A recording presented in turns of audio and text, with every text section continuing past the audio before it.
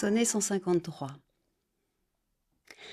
Ardent soupir, allez au cœur glacé, brisez le gel qui combat la pitié. Et si le ciel entend un cri mortel, que ma douleur meure avec mort ou grâce. Douce pensée, allez jusqu'où se cache à ce beau regard le fond de mon cœur. Si les revers où mon astre nous blesse, ni l'espoir, ni l'erreur ne nous saisissent. On peut dire pour vous, un tant soit peu, que notre état s'agite et s'assombrit, autant que le sien s'apaise et se calme. Partez confiants, car l'amour suit vos pas. Les déboires pourront se dissiper, si je sais lire le soleil au ciel. Sonnet 154. Les astres à l'envi, les éléments et le ciel ont mis leurs arts avec soin dans le vif éclat où vient se mirer la nature et un soleil sans pareil. L'œuvre est si altière et si remarquable qu'aucun œil mortel ne la soutiendrait. Tant dans ses jolis yeux, il pleut d'amour, de grâce et de douceur, outre mesure. Et l'air traversé par leurs doux rayons brûle d'honnêteté et devient tel qu'il dépasse nos pensées et nos mots. On ne sent ici aucun vil désir, mais honneur et vertu. Jamais pourtant basse envie ne céda à la beauté.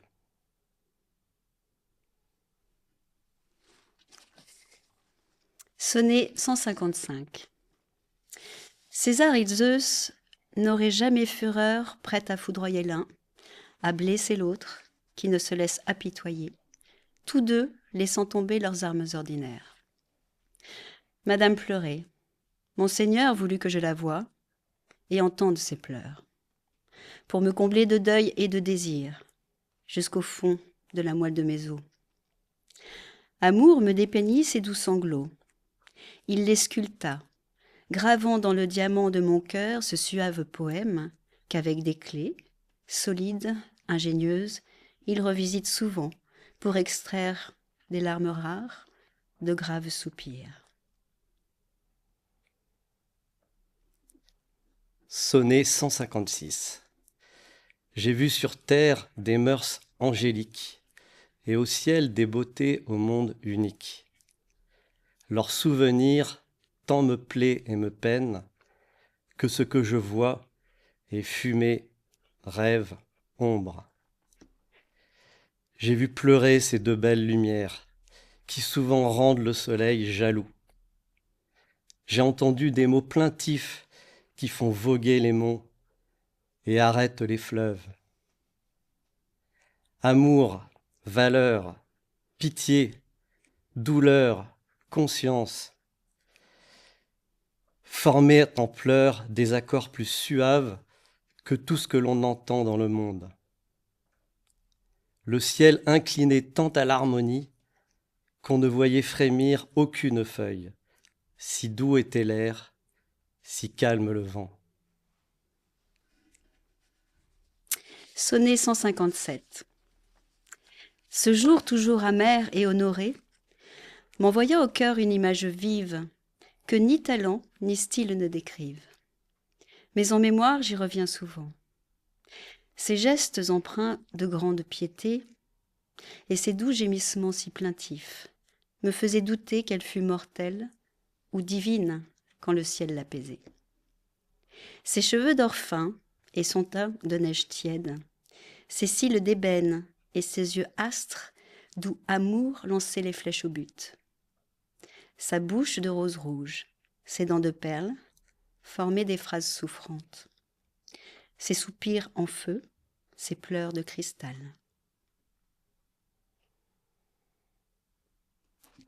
Sonnet 158.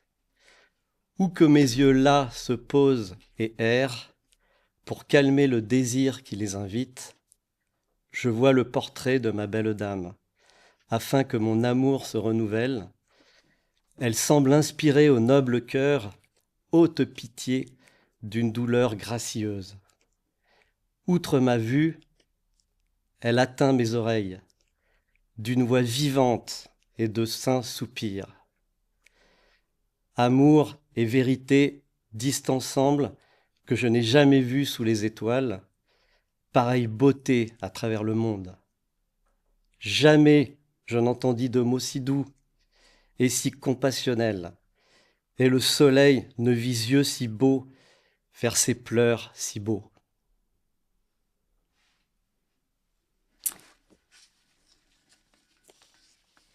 Sonnet 159.